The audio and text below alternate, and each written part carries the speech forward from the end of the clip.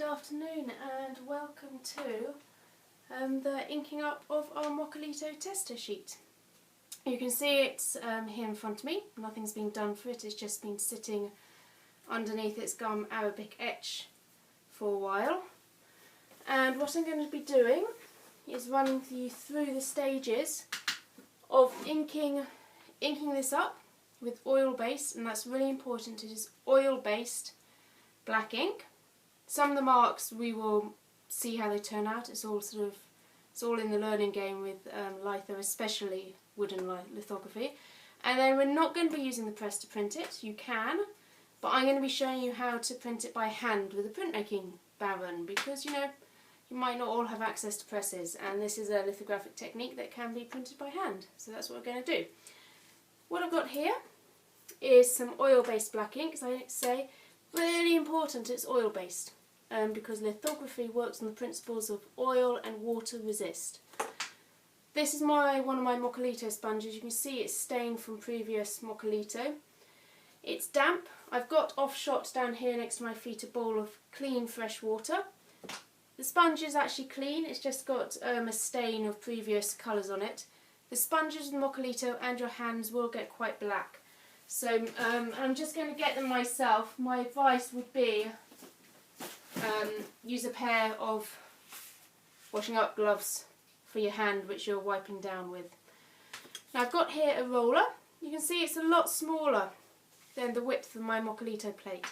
Ideally you have a roller that's big enough. I happen to have one of those, but I've chosen not to use it because I'm thinking most people probably have a small roller like this rather than a big spindle roller. So I'm going to work with that, and I'm going to show you how to get rid of the tram lines which appear with the smaller rollers. So let's get some ink out. This might be slightly off shot. I'm going to be rolling out a sort of an amount of ink that is slightly less than lino, but slightly more than if you're doing a stone or plate litho. It kind of needs a bit more stickiness to it.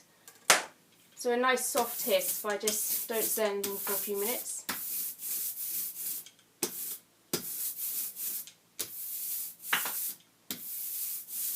See, my roll is nicely covered. Make sure there are no bits in your ink. It's really important, especially with litho. And away we go. The first step is to wash off that gum Arabic layer. So I'm just going to take this to a sink, which is, you know where my sink isn't probably, is off shot, and I'm literally running cold tap over the whole plate. It seems a bit drastic, but it is literally over the whole plate. I'm not doing anything special, I'm not wiping it, I'm not scrubbing it. I'm just now letting it drip from one corner till it's a light drip. You might be able to see it's got a nice sheen to it. The wood absorbs the water quite quickly, and I'm filming in a kitchen which is actually exceedingly hot. So just be aware of that when doing litho. Especially wooden lithography, your plate will dry out quite quickly. Now I've got my damp sponge here, and it's finger damp, so I'm squeezing it now and there's not many drips coming out, but it is damp. And I'm just removing that sort of excess. Sometimes, a little trick, you can put a blob of water on your work surface, and through the forces of vacuum it can add a bit of stability to your plate. This one's not working because it's got a bit of a bow to it, so you just have a little bit fiddly at times. I'm keeping that. And slowly but surely just roll over black ink, and I can already feel it's so hot in this kitchen, so I'm just going to get quite a bit of ink on it. I'm not scrubbing the surface of my wood, I am caressing it. So I'm slightly keeping it damp all the time. It is slow to build up Mokiulito, and you'll notice as your roller picks up water, you have to just work it over your ink patch to make it inky again. And I am applying a reasonable force this first rollover with litho, because you want it to get into that grease mark that you had. Keep damping it, especially as I say in hot weather. It's kind of a litho nightmare in hot weather sometimes. I'm just going to keep it nice and damp. You're seeing I'm squeezing sometimes water directly onto the surface. Don't worry about all the tram lines at the moment, you just want to fill in those lines. And you can begin to see how everything is now going a nice even black, beginning to fill in. You know, my brown touche here is disappearing. You can work a certain area specifically just by really doing there, really working them. Keep applying more ink, keep keeping your plate damp. If you don't keep it damp, it will what's called scum up. So the background will fill in with black ink, and so will your marks. So you'll end up with both and everything black, which is obviously not what you're after.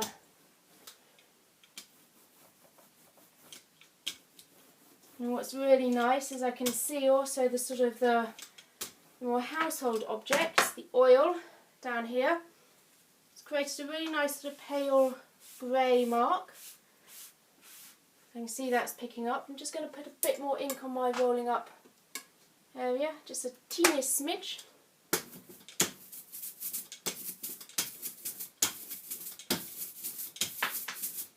Notice I have taken the glove off now because actually this plate is behaving rather well. And note, this is the first time I have inked up this plate. There is no offshot done this before. I know it's behaving well. This is live.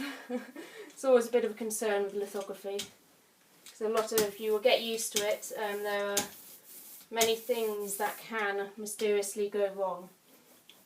But it's all part of the learning curve, and then you get to understand what has gone wrong so that the next time it doesn't happen. Whoop.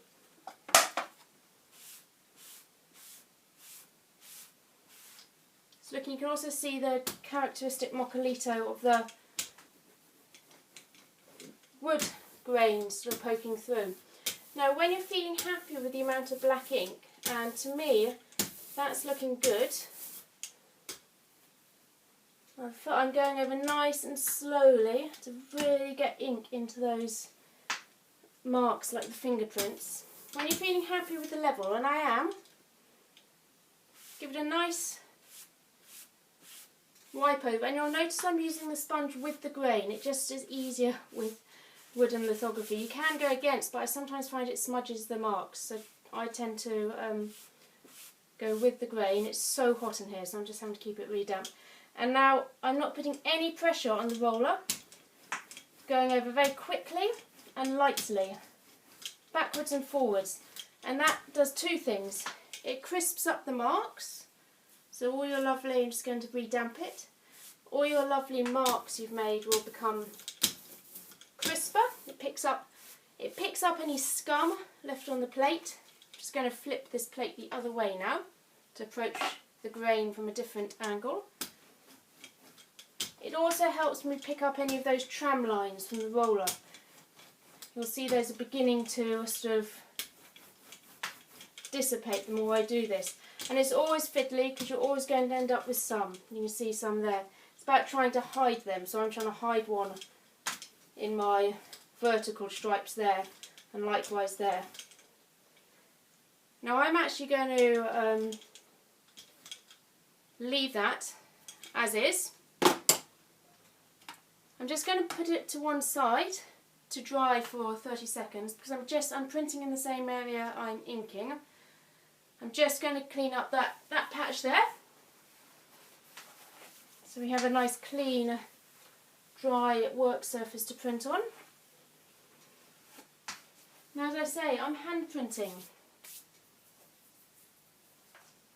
You can print it on a press, make sure you obviously set the pressure for the depth of the Mokiulito plate. But you know, it works hand printing. I'm going to give it a little wave, not just to help dry off the excess moisture from the surface of the plate.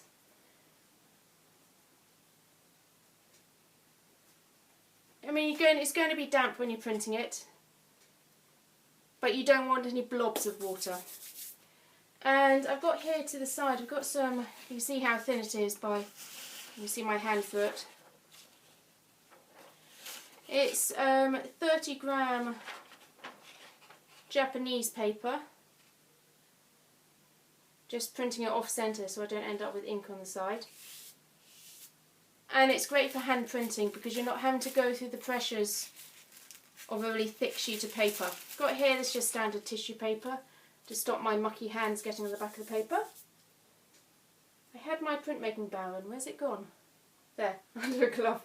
I'm using my own hand printing tool. You can obviously use the edge of a wooden spoon, metal spoon. Japanese printmaking barrel might not apply enough pressure. You really need to get pressure into this. I'm just going to have a little peek. See how we're going? Good. And I am putting a fair amount of weight on this. Apologies if my head gets in the way of the camera shot here. I'll try and stay back. I am putting a fair amount of weight into this. This isn't a delicate, lightweight lino cut or something. This is, I really am, you know, pummeling it, so to speak. No, oh, lovely. Printing really nicely. Okay, what I'm going to also go and grab whilst I'm doing this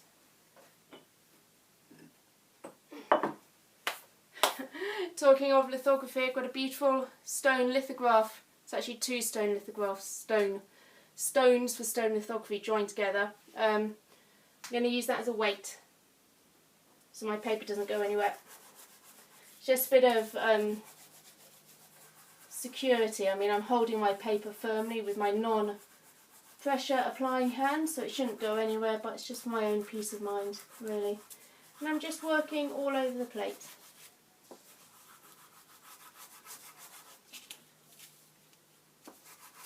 The piece of tissue is, because I'm printing on quite thin Japanese paper, sometimes the ink can come through, in which case you end up with ink on your barrel, which then gets on your paper and it gets into a big inky mess. It's also good practice. It just keeps your paper clean, and it, you know, printmakers' hands can get a bit inky, so it just gives you that extra level of protection. Now, I like a good edge to a print, so I'm working the edges here. I always feel if you've got an edge, you might as well show off your edge. Again, personal preference. If you have access to a press, a printing press, I know some studios are beginning to open up, please remember to set the pressure for the Mokiulito plates and use runners, ideally, so you don't damage the roll of the press, you know. Please put in plywood runners to raise up the roller. I do print the blanket because I like the emboss on the paper of all the edge of the plate. You do not have to use a blanket. You can print, as long as your roller is in good condition, you can print without blankets. And I always put the Mokiulito plate down on the press bed as you would with an etching, and paper on top. You want it to be set to a sort of pressure slightly higher than if you're putting a lino cut under an etching press, but nowhere near as high for an etching. Again, it depends how much of the background wood grain you want. It's a case of playing. See, ooh, oh, I can't believe it. Look at that, it's live TV. It's stuck to my litho stone, so I'm going to do a really fancy registration technique here. You'll get a sneak preview of it. I'm going to, there you go, you see, prime example of hand printing. I'm going to realign it like this. It happens, doesn't it? It shows it's live, right? Happens to the best of us. And then I can slide it off and flip it over like that. And now I'm going to just use my hand.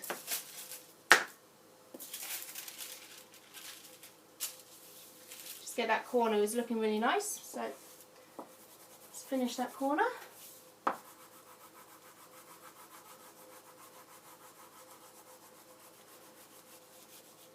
And printing under a press obviously gives you probably a far more even print. You can edition Mokiulito plates. You know, my own practice, I actually tend not to edition any prints, but you can edition them. They last a fair few editions, you know, probably maximum of 10 if you're lucky, because they are quite susceptible and delicate things.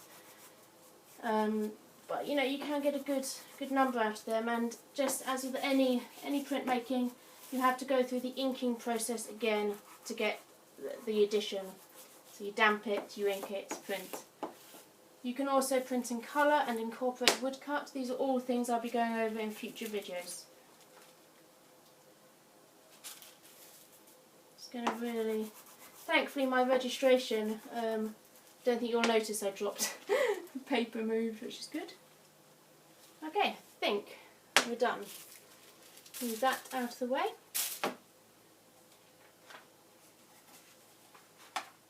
So as I begin to peel it off, you can see the effect it has.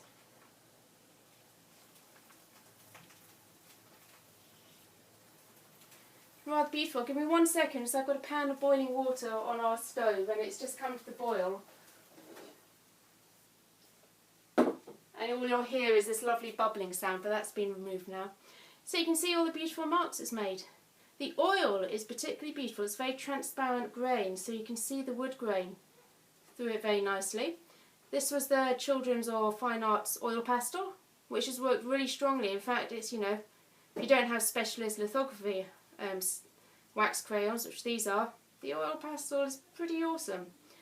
Fingerprints, that was fingerprints in ink, like standard oil-based ink. They've come out nicely. We had the rubbing, the lithographic rubbing lump, I call it. They've got some really nice ephemeral puffy marks. This was the lithographer's crayon. Instead of being a square edge, this was just like almost like a pencil. So again, some really lovely dashes and wiggles. Touche. This is all touche in this corner. You can begin to see the sort of the washes coming through here. And the nice pen, this was done with a dip pen and a brush, really bold marks. And the spattering with the touche, and there's a little bit of block printing from a lino cut there.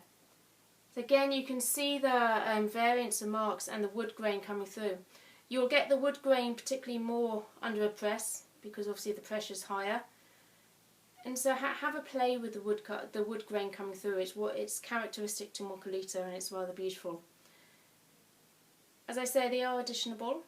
You have to go back through the damping and the inking process. Once you've finished with your plate, unlike any other sort of lithographic plate, you can't gum it up and go back to it another day. When you print it, you have to print it. You can't return to it a week later. It doesn't sort of fills in. It just doesn't really work. So once you've got the ink out, you've got to keep going. And yeah, you can see it's rather beautiful and rather exciting. So have some fun, enjoy it. Keep going, I would, until the plate degrades and see how far you get. And as many lithographic methods, as you print more, the marks fill in, so they become richer, but you might lose some of the details. So it's about finding the ground and the sort of the image you want. And if you're happy with edition number 4, then just print the first 3 on scrap newsprint or something, and then when it comes to number 4, you've got your one you want. Have fun, enjoy it, and I'll be back with some more Mokiulito videos of how to incorporate woodcut, reduction woodcut and colour, which will all be great fun. I hope you've enjoyed listening, and thank you for your patience with regard to me getting this up and live. Oh, one last thing, I suppose I should really mention it. I've started a crowdfunding campaign to create a print shop in our house. We live in a terraced house, so it'd be taking up a quarter of our house, which is pretty exciting. And it would also be on the room that faces out onto the very public pavement, so you know the public would be able to see what's going on, and it would afford me the opportunities to do far more community engagement, community, opportunities within printmaking, and a bit of exposure and transparency to an art form that's usually sort of in warehouses and industrial estates or dark, dank basements. It's kind of about bringing it out into the light. The link to the crowdfunding campaign is on my Instagram feed, which is @m_Dalton_print, and any contributions are much appreciated. It's also to purchase a stone litho press, which of course will become part of community projects. And I'll also be able to do more videos like these on stone lithography, which will be more awesome. So thank you for any support, and thank you just for watching these videos. That means a lot. Have a lovely afternoon, everyone.